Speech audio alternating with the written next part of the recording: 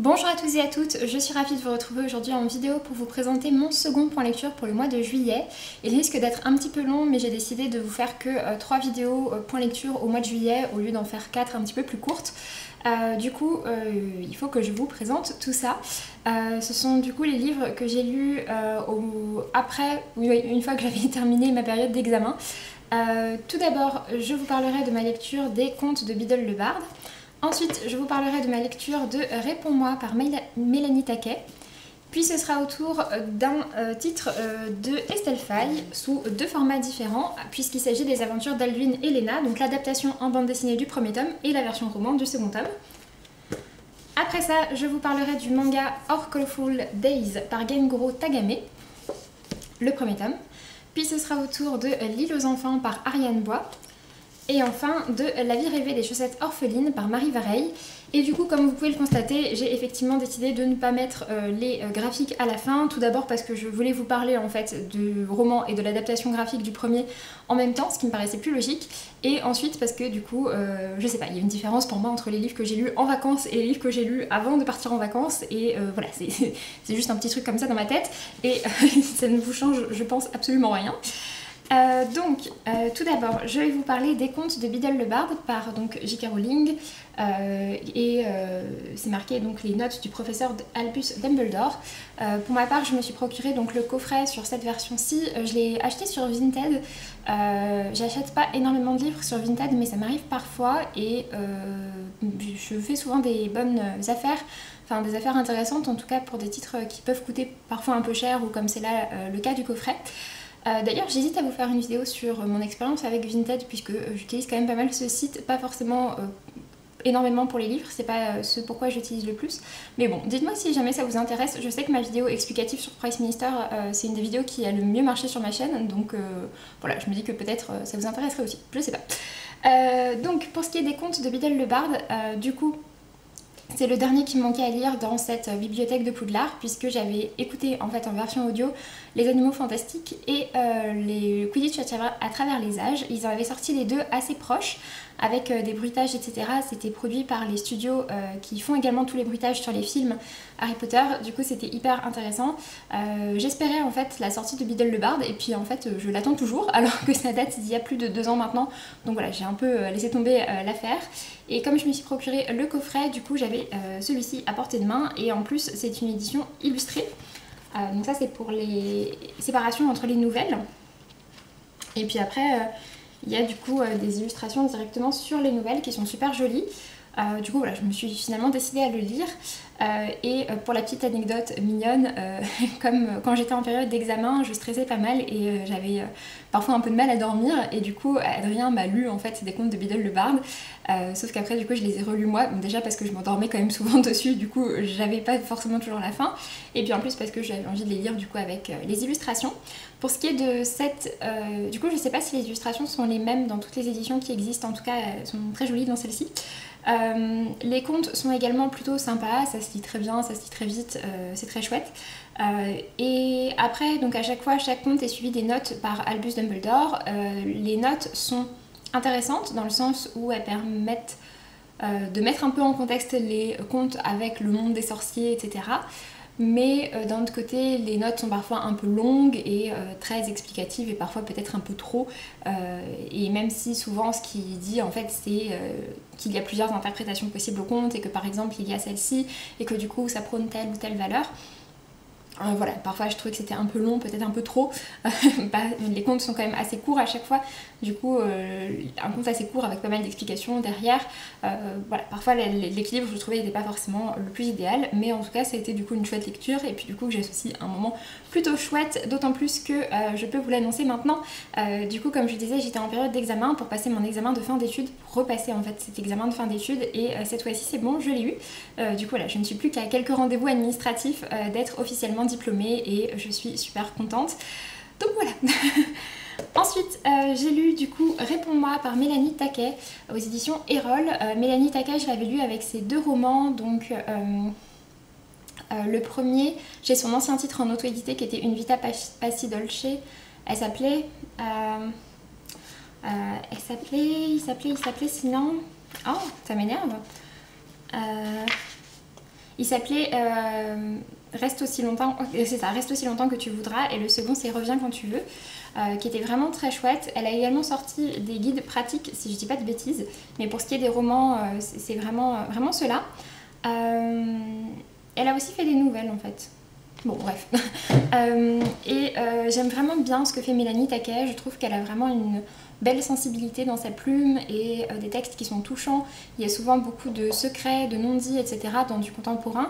Il y a un petit aspect développement personnel, comme c'est chez Erol, mais c'est pas forcément très flagrant dans ses romans.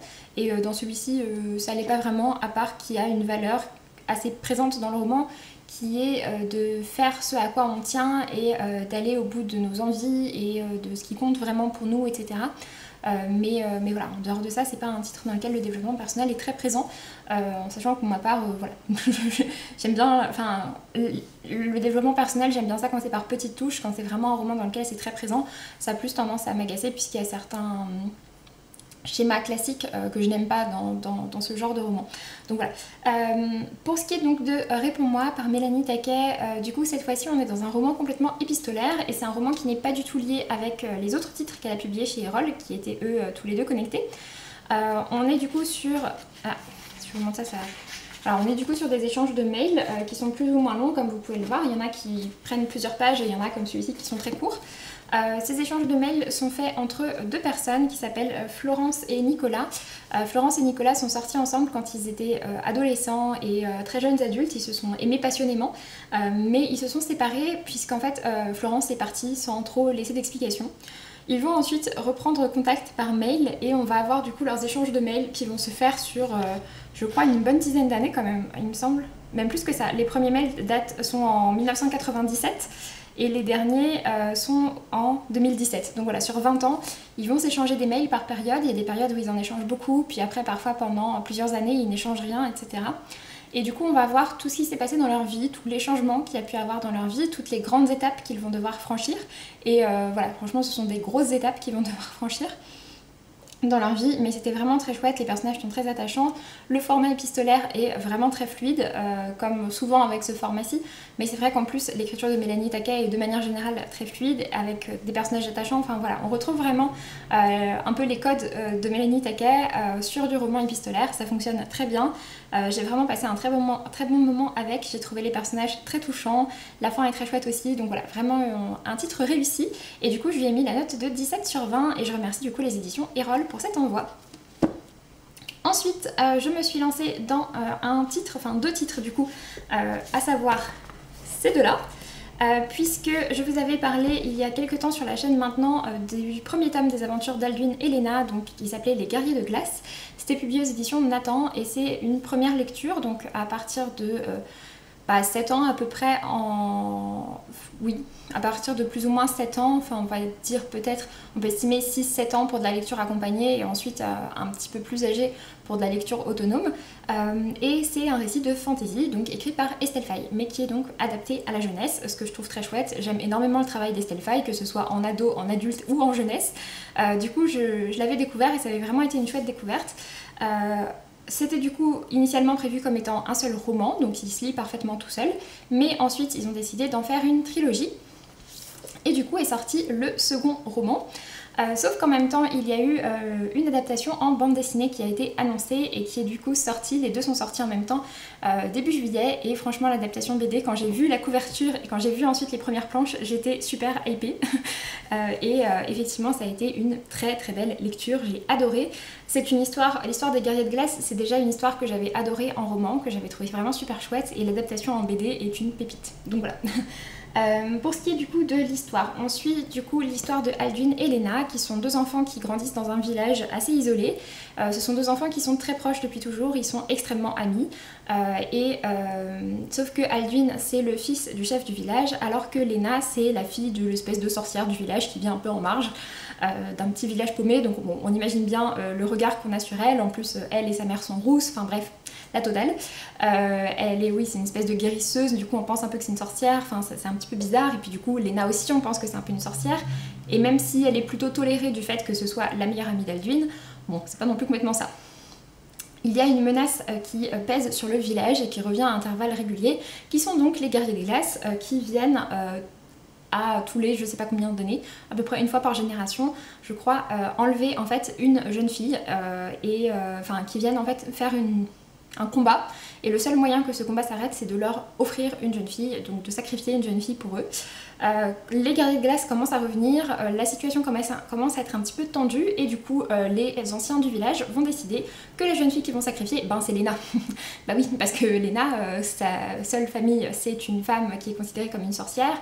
En plus elle n'est pas tout le temps là, puisque parfois elle part pour chercher des herbes, etc. Et c'est le cas en ce moment. Du coup ça les arrange bien, ils se disent que comme ça, bah hop, ils vont pouvoir se débarrasser de Lena. Alduin forcément est pas hyper ravi, et du coup ça va les lancer ensemble dans une grande quête. C'est une quête en fait, surtout une quête de vérité en quelque sorte, et de savoir ce qui se cache derrière les guerriers de glace. Finalement c'est ce à quoi ça va les amener, et d'où vient tout ça, etc. C'était hyper intéressant, j'avais du coup adoré déjà le roman, et l'adaptation graphique est super réussie. Je trouve les dessins vraiment super canons. Pour vous en montrer un petit peu, donc voilà. Le premier tome se passe dans une ambiance complètement enneigée, c'est vraiment super joli, les couleurs rendent, je trouve, super bien. En plus oui, Lena forcément ressort très bien avec sa chevelure rousse, etc. Mais c'est vraiment une super jolie bande dessinée, je vous la recommande très très chaudement, et je l'ai beaucoup aimée. Et du coup, après avoir relu ce tome en BD, j'ai enchaîné sur le roman du tome 2 qui m'a lui été envoyé par Nathan. Et du coup donc c'est toujours par Estelle Faye, et les illustrations à l'intérieur sont de Nancy Pena, puisqu'il y avait déjà des illustrations également dans le premier. Je vais essayer de vous en montrer, je sais qu'il y en a une super jolie à un moment. Enfin il y en a plusieurs hein, qui sont super jolies, mais il y en a que je trouve encore plus jolies que les autres. Donc voilà, donc pour le premier tome les illustrations étaient sur des teintes du coup bleu et rouge, on est ici sur du vert et du rouge. Donc cette fois-ci on part de l'ambiance hivernale, on est plus sur une ambiance un peu automnale je dirais, puisque ça se passe vraiment dans une forêt, comme le titre l'indique, puisque cette fois-ci Alduin et Lena vont se retrouver confrontés à autre chose. En fait ils vont se mettre en quête de quelqu'un. Je ne peux pas vous révéler puisque ce serait aussi un spoil du premier tome, mais voilà, ils vont se mettre en quête de quelqu'un, et ce quelqu'un, on nous dit qu'il est parti et qu'apparemment il serait entré dans la forêt Sortilège, qui est une forêt dont il y a peu de personnes qui ressortent. Et un petit peu de la même manière, en fait, ils vont essayer de comprendre ce qu'il y a derrière, et j'aime beaucoup ce côté en fait de savoir ce qu'il y a derrière les mythes. Dans les deux cas, ça rejoint au final beaucoup de notions de liberté et de vivre loin des mœurs, et de vivre comme on l'entend, suivant les valeurs que nous on estime justes, même si c'est pas celles qui sont prônées par tout le monde, etc. Et c'est vraiment super chouette, je trouve ça hyper intelligent, c'est vraiment de la fantaisie mais pour les jeunesses. Les illustrations sont super belles.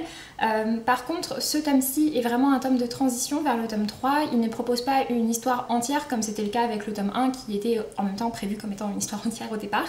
Mais voilà, celui-ci sert vraiment plus de tome de transition, ce qui est le seul petit bémol que j'aurais à dire. Mais d'un autre côté, ça donne quand même très envie de connaître la fin des aventures. Donc voilà, j'espère qu'elle sortira prochainement et qu'on continuera à avoir les bandes dessinées avec cette même équipe, et du coup des aussi belles bandes dessinées pour les tomes du coup 2 et 3. Ensuite, du coup j'ai mis la note de 18 sur 20 à la bande dessinée et de 16 sur 20 au second tome en roman. Ensuite, je me suis lancée dans Our Colorful Days par Gengoro Tagame, et du coup c'est le dernier titre que j'ai lu avant de partir en vacances. Pour ce qui est de Our Colorful Days, du coup c'est aux éditions Akata, et Gengoro Tagame est l'auteur, le mangaka de Le mari de mon frère, qui est l'une de mes séries de manga préférées. C'est une des seules que j'ai gardées. Je lis pas forcément tant de mangas que ça, mais j'en garde vraiment très peu. Les seules grosses séries que j'ai gardées, en gros, c'est L'Atelier des Sorciers, Magus, celle-ci, et pour l'instant Deep Sea Aquarium Magmel, dont j'attends désespérément le tome 4 qui est normalement annoncé pour cet automne. Mais voilà, sinon c'est vrai que le reste je les garde pas forcément, ou sinon je les garde le temps que je lise au moins 2-3 tomes, mais après je vois. Soit je continue à les lire mais sans forcément les garder après dans ma bibliothèque, soit je m'en sépare une fois que la série est finie. Mais voilà, c'est vrai que j'en garde pas beaucoup, mais celle-ci je l'ai gardée. Enfin, Le mari de mon frère, vraiment je l'ai gardée parce que c'est une série que j'ai adorée, et en série contemporaine c'est vraiment celle que j'ai préférée de manga. Après, comme je vous disais, voilà, je lis des mangas depuis pas très longtemps, j'en lis pas énormément. Et du coup j'avais forcément très envie de découvrir le nouveau titre de Gengoro Tagame. Donc Our Colorful Days, c'est une série qui est prévue, si je ne dis pas de bêtises, en 3 tomes et qui traite du quotidien d'un lycéen qui est gay, qui sait qu'il est gay depuis longtemps, mais qui ne l'a révélé à personne. Et s'il l'a révélé à personne, c'est notamment parce qu'il sent que dans son entourage, les gens ne sont pas forcément très open et que ça se passerait pas forcément très bien. Il a grandi depuis toujours avec une jeune femme qui vit dans le même immeuble que lui et ils ont toujours joué ensemble quand ils étaient jeunes, etc. Ils se sont suivis ensuite à l'école, etc. Et il y a une espèce de rumeur en plus qui court entre eux qui serait que comme ils sont assez familiers entre eux, tout le monde pense qu'ils ont couché ensemble et du coup elle est très mal vue, etc. Et voilà, enfin du coup les gens ne pensent vraiment pas que lui est homosexuel et il va faire la rencontre de ce vieil homme. Une rencontre un peu particulière et il s'avère que ce vieil homme est lui-même homosexuel et il va permettre finalement au jeune homme de commencer à accepter son homosexualité puisqu'il va voir que c'est possible de vivre en étant ok avec son homosexualité. C'était plutôt chouette. Par rapport à Le mari de mon frère commence d'une manière assez forte et assez poignante. Ce qui n'est pas du tout le cas ici. Du coup, en termes de premier tome, le premier tome du mari de mon frère tapait déjà très fort, alors qu'ici on est plus sur un tome introductif un peu plus classique qui laisse qui donne envie de connaître la suite, mais du coup c'est vrai qu'on a aussi besoin de connaître la suite pour se faire, je trouve, un petit peu plus un avis. Les dessins sont extrêmement simples, j'avais pas eu le souvenir que c'était autant le cas avec Le mari de mon frère, c'est peut-être un style de dessin un peu trop classique pour moi, mais d'un autre côté, voilà, c'est un dessin assez simple. Il y a des thématiques intéressantes dans ce titre, notamment autour de l'amitié, de l'amour et de l'art également, et je suis curieuse de voir du coup ce que ça donnera par la suite. Donc voilà, et j'ai également noté par contre que le personnage est parfois un peu agaçant. Et du coup j'ai mis la note de 16 sur 20 à ce premier tome, c'est un début plutôt prometteur, mais il faut voir la suite pour se faire vraiment un avis. Ensuite, on va donc passer aux livres que j'ai lus en vacances. Et concernant les livres que j'ai lus en vacances, je vous réserve une petite surprise pour la prochaine vidéo qui sera du coup en ligne mercredi. C'est une vidéo sur laquelle j'ai beaucoup travaillé en termes de montage, puisque oui, c'est une vidéo avec du montage et franchement j'ai bossé dessus. Du coup, j'espère que ça vous plaira. C'est une vidéo avec également des images de vacances, etc. Donc voilà, j'espère que ça vous plaira. Et du coup, les deux premiers titres que j'ai lus et que du coup vous verrez également dans cette vidéo et dont je vous parle aujourd'hui, c'est donc L'île aux enfants et La vie rêvée des chaussettes orphelines. Pour ce qui est de L'île aux enfants, c'est donc un roman écrit par Ariane Bois qui était sorti il y a peut-être 2 ans ou 3 ans en grand format et qui est sorti à la fin du printemps en format poche. J'en avais vraiment entendu du bien et le thème me faisait hyper envie. C'est un titre dont j'avais déjà entendu parler auparavant par d'autres personnes et ensuite Stéphanie donc de Piketty Bookin l'a lu et en a dit également beaucoup de bien, donc voilà, ça a fini de me convaincre que j'avais très envie de lire ce roman. Du coup je me le suis procuré en plus la petite version poche, voilà, pas très cher, il fait à peu près 200 pages. C'est un titre dans lequel qui va parler des enfants qui ont été enlevés, il n'y a pas vraiment d'autre mot pour ça, à La Réunion. Entre les années 60 et 80. On nous l'explique, je sais plus, enfin ça concerne quand même un certain nombre d'enfants, à peu près, il parle d'au moins 2000 enfants réunionnais qui ont été enlevés entre 1963 et 1982 exactement. En fait, c'était pas des enfants qui étaient orphelins, c'était des enfants qui avaient des familles, mais qui avaient des familles qui étaient jugées pas suffisantes pour eux ou des familles qui avaient beaucoup d'enfants. Et l'État français en fait a fait venir des gens à La Réunion pour venir récupérer ces enfants et les envoyer en métropole. On faisait en gros signer des décharges aux parents qui attestaient le fait que voilà, ils acceptaient que leurs enfants partent en métropole, on leur promettait plein de choses, on leur disait forcément déjà que l'enfant allait revenir ensuite, qu'il pourrait le voir, qu'il pourrait revenir pendant les vacances, qu'il pourrait avoir des contacts avec lui, que l'enfant aurait accès à une super éducation, etc. Alors que c'était souvent des familles très pauvres à qui on promettait ça. Et puis il y avait aussi des enfants qui étaient quasiment enlevés, sans qu'il y ait trop d'autres choses, pareil, plutôt des familles pauvres, etc. Et ensuite ils étaient envoyés en France. Quand ils étaient envoyés en France, pardon, France métropolitaine du coup, c'est des enfants en fait qui étaient répartis entre des familles. Certains étaient vraiment proposés à l'adoption pour des personnes qui étaient vraiment en désir d'enfant, qui avaient vraiment très envie d'avoir des enfants qui n'y arrivaient pas ou qui avaient vraiment cette volonté d'adopter un enfant pour l'élever, pour qu'il l'intègre à leur famille. Et puis il y avait également d'autres personnes qui avaient juste besoin de main d'œuvre, de personnes pour prêter main forte dans les champs ou quoi que ce soit.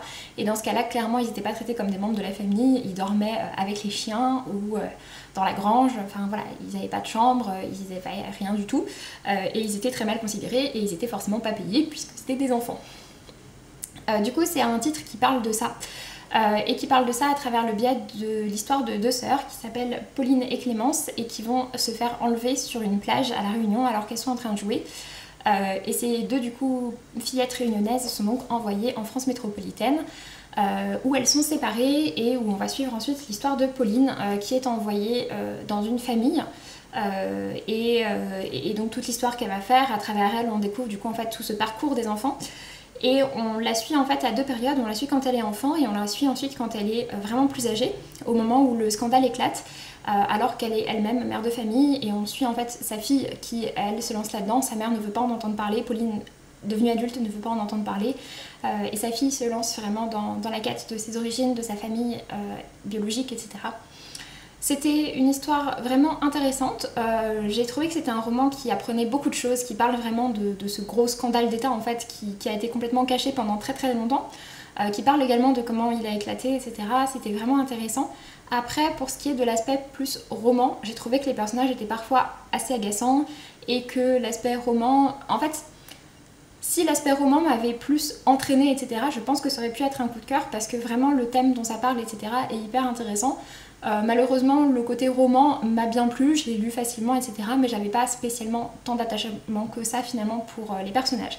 Par contre, sur le côté instructif, c'est vraiment hyper intéressant et j'ai vu vraiment de très bons avis dessus de manière générale, donc c'est un titre que je vous recommande. En plus, il est très court, donc ça se lit vraiment très bien, c'est vraiment fluide à lire, etc. Et du coup, je lui ai mis la note de 16 sur 20. Et pour terminer, j'ai donc lu La vie rêvée des chaussettes orphelines par Marie Vareille. Celui-ci c'est l'édition France Loisirs, mais il est sorti du coup initialement chez Charleston en grand format et il est sorti maintenant chez Charleston au format poche pour cet été. Pour ce qui est de l'histoire, dans ce roman, on est ici sur un roman contemporain dans lequel on va suivre l'histoire de Alice, qui est une femme qu'on va suivre à deux époques. On la suit en gros en 2001 et en 2008, si je dis pas de bêtises. À quelques années d'écart en tout cas. Non, c'est pas ça, en 2012 et en 2018, pardon. En 2012, on la suit à travers un journal dans lequel elle explique tout son parcours pour avoir des enfants. À quel point elle est en désir d'enfant, à quel point c'est compliqué pour elle, etc. Et tout ce que ça entraîne chez elle. Et pour ce qui est de l'aspect en 2018, on a donc Alice qui est franco-américaine et qui a une vie qui a été compliquée par donc, ce qu'on voit de son passé, etc. Qui est sujette notamment à de la dépression, qui a beaucoup de TOC, qui est très anxieuse, etc. Et Alice décide un petit peu de changer de vie et de quitter les États-Unis pour venir en France puisqu'elle est franco-américaine et elle commence à travailler un petit peu par dépit dans une start-up parce qu'en fait elle a besoin de commencer à travailler. Du coup elle commence à travailler dans une start-up qui a pour but de monter une application pour réunir les chaussettes orphelines quand une chaussette perd la deuxième qui va avec. Elle part un petit peu là-dedans en sachant qu'elle ne croit pas beaucoup au projet d'entreprise mais elle se lance là-dedans, elle bosse plutôt dans la partie administrative, des tâches administratives, etc. de tout ça, la partie un peu comptable aussi. Et du coup on voit comment est-ce qu'elle en gros se réinsère dans la vie en reprenant un travail, en commençant à essayer de revoir des gens, juste sortir avec un collègue ou juste aller manger avec ses collègues. Pour elle au début c'est vraiment trop pour elle et du coup voilà, on la suit dans tout ça. Il y a un aspect contemporain très classique avec la jeune femme qui change de vie, qui va dans un nouveau pays, qui essaye de se re-sociabiliser, qui va faire des rencontres, etc. Cet aspect-là du roman est assez classique. Après, par contre, je trouve que le traitement autour de ça, de la dépression, du désir d'enfant, des TOC, de l'anxiété, est vraiment hyper intéressant et vraiment réussi. Et c'est également un roman qui a un gros plot twist à un moment. Ce qui était pour moi une grosse surprise, parce que clairement, je le lisais comme un petit roman contemporain, et j'étais en mode « oh, machin, machin ». Et à un moment, il se passe un truc, et j'étais en mode « ah bon ?»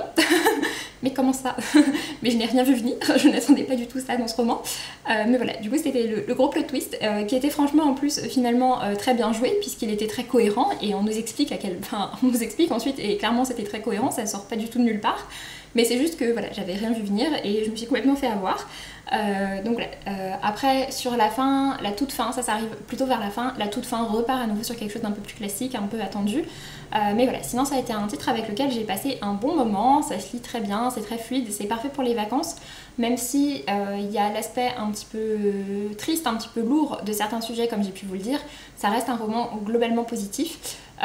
Et du coup voilà, ça a été une bonne lecture et du coup je remercie France Loisirs pour cet envoi. Et je lui ai mis du coup la note de 16 sur 20. Sur ce, j'en ai donc fini avec ce point lecture. J'ai l'impression d'avoir parlé pendant super longtemps. Alors c'est peut-être aussi parce que je rentre de vacances et du coup j'ai pas filmé de vidéo depuis longtemps, à part du coup celle que vous verrez mercredi. Mais voilà, du coup j'espère que ça vous aura plu. N'hésitez pas à me dire si vous avez donné envie de découvrir certains de ces titres, ou bien s'il y en a certains que vous avez déjà lus et ce que vous en avez pensé. Puis pour ma part, je vous laisse et je vous dis à très bientôt pour une prochaine vidéo. Salut!